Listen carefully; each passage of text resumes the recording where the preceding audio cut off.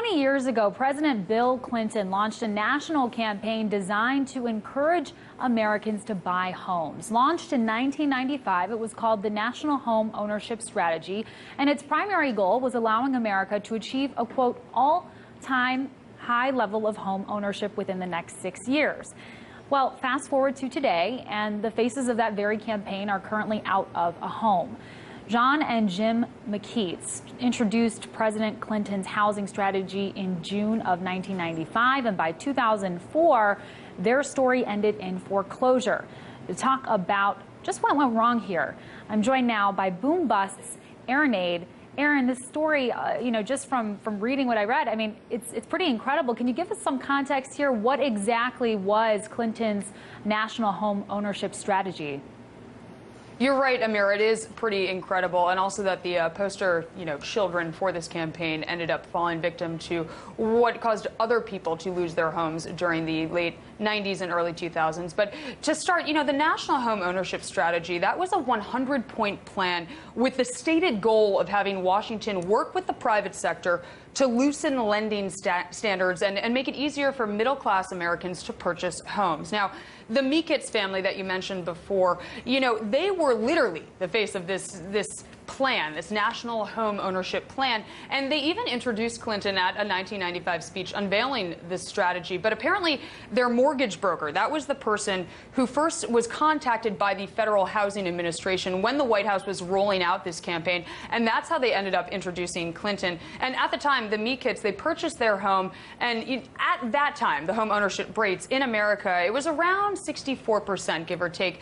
But today, home ownership rates, they've fallen back to below where they were 20 years ago following the burst of the housing bubble, which led to millions of other foreclosures. And in 2004, the McKeats, they also found themselves in foreclosure following a divorce, which pretty much left them bankrupt. So while hindsight, we all know that it's always 20/20, this family actually perfectly exemplifies what happened to the American housing market in the 90s and the early 2000s. Truly sad. Well, what went wrong with this strategy on both the public and private ends?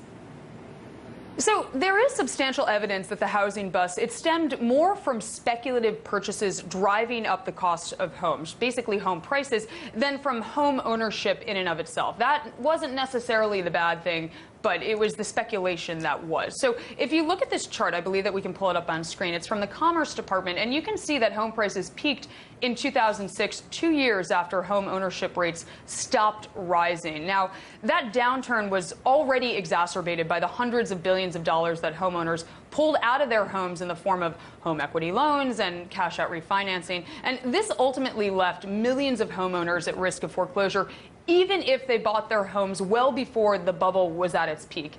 Now, as for policymakers, you asked that before, too. They saw the subprime mania in the early 2000s, and they did absolutely nothing. In fact, in 2004, President Bush embraced Clinton's push for increased home ownership. And, some fear that as in the early 2000s, Washington is going to address the next big housing crisis by pushing some households to buy homes before they're financially ready. However, the good news here, if there is any good news to that, it's that, it's less likely to happen today because lenders are just far more cautious about qualifying borrowers for a mortgage, which is one of the many reasons why we're not seeing an increase in home ownership. So it's kind of a sick little catch-22 that we have going on here. So it taught people to be a little bit more skeptical, which can be a good thing. Well, where are home ownership rates today? What do those numbers tell us about both the housing market and the overall economy?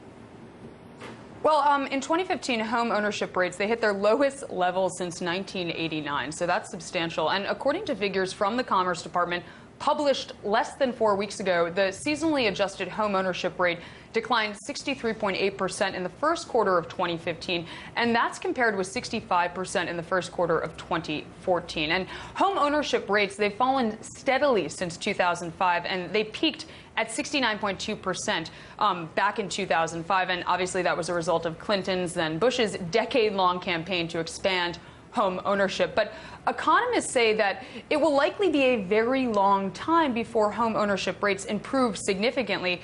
But they do believe that the rate, it will plateau at some point in the next coming months. And one of the reasons for this long wait is in part due to the fact that people who went through foreclosure the last go-around, they're still struggling to repair their credit and accumulate down payments. But the latest problems, they look very different from the subprime problems of the early 90s and 2000s, and that is important to point out. Not at all surprised to hear about those low home ownership levels. If you just look at you and I, you know, we're renters, so that just goes to show you how bad it really is. Because I think people our age are probably really looking to buy at this point. Unfortunately, we're still stuck paying that no rent. No nesting for this one. Yeah, exactly. All right, that's all we have time for. But Erin Aid out of our New York studio, thanks so much. Thank you, Amira.